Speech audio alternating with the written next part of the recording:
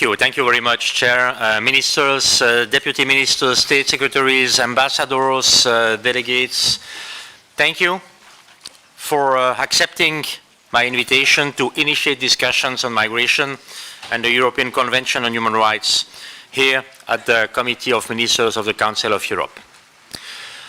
This is something I have called for since 9 member states issued a joint open letter, it was last May, challenging the interpretation of the Convention on this pressing issue. That letter reflects the views of its signatories and not my own. My role here is to bring those concerns into dialogue. Dialogue, as we know, matters when we agree, but it becomes indispensable when we do not.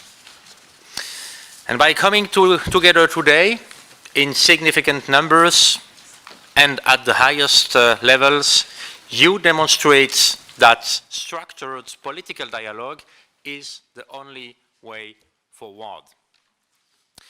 The choices we make in this moment will define the next decades.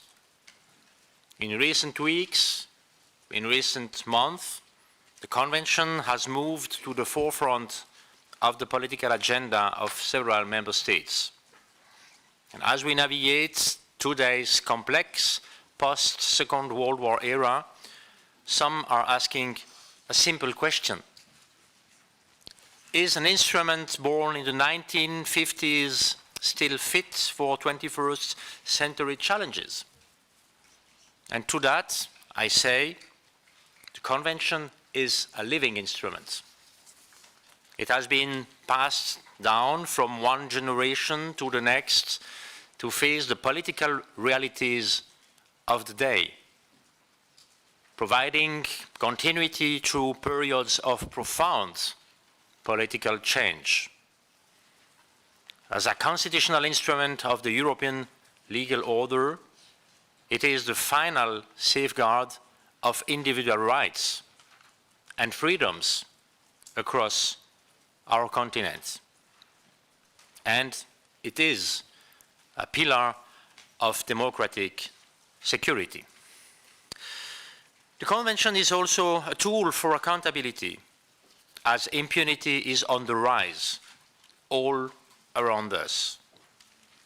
On the 9th of July this year, the European Court of Human Rights delivered a historic judgment in the interstate case brought by Ukraine and the Netherlands against Russia. And it reminds us of the critical role played by the Convention in holding states accountable when they violate international law.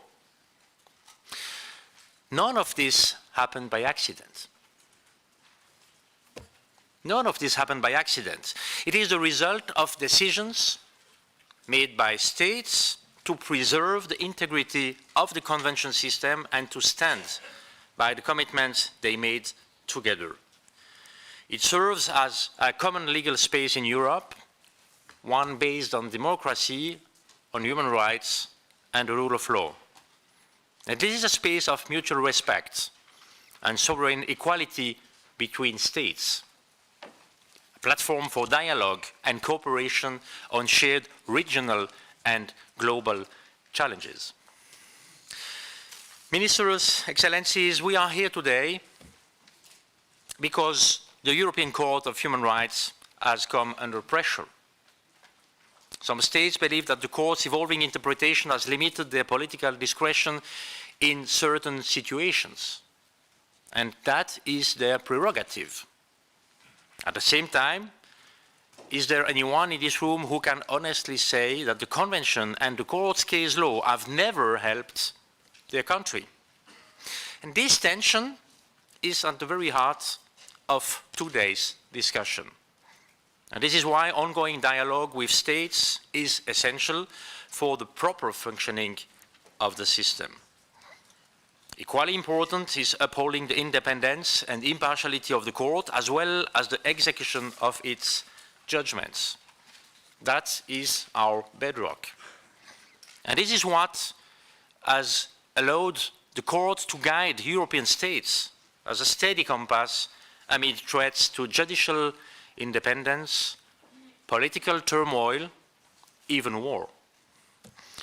It is Lord McNair, the first president of the court, who once noted that a judge confronted with an intimation from the executive was, and I quote, a travesty of justice. His comment resonates through time.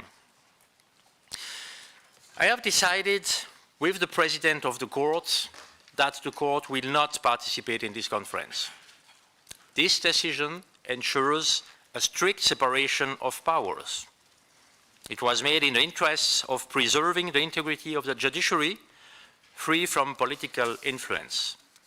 The Court must not be weaponized, neither against governments nor by them. Ministers, Excellencies, 10 years ago, an image shocked us all. It was that of a 3-year-old boy, Aylan Kurdi, lying face down on a beach near Bodrum.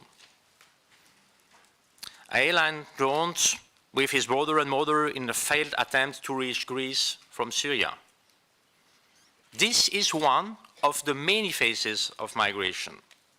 It is not about judging migration policies. It is a reminder to us that migrants deserve dignity and hold inalienable rights. But migration has many realities, as we know, including the serious and complex challenges faced by states. The new forms and scale of irregular migration place governments under pressure as they strive to maintain public order, ensure national security, and protect people's safety.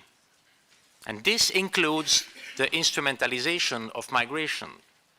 This includes migrant smuggling, human trafficking, and other criminal activities that threaten stability and security. These challenges are real, they are legitimate, and what we need is dialogue. Dialogue is cooperation and shared solutions that allow all member states to engage on an equal footing within the framework of the Council of Europe.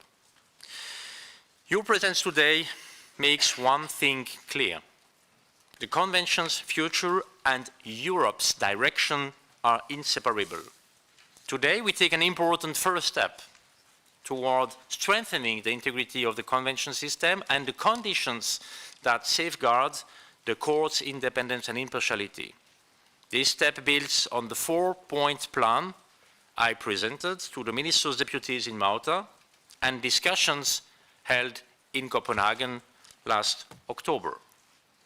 The Convention system was not designed for easy moments, nor was the Council of Europe. It does not belong to any one institution or state. Our strength lies in what we share: human rights, democracy, and the rule of law. And this political dialogue is how we bring them to life. Its outcome is now in our hands.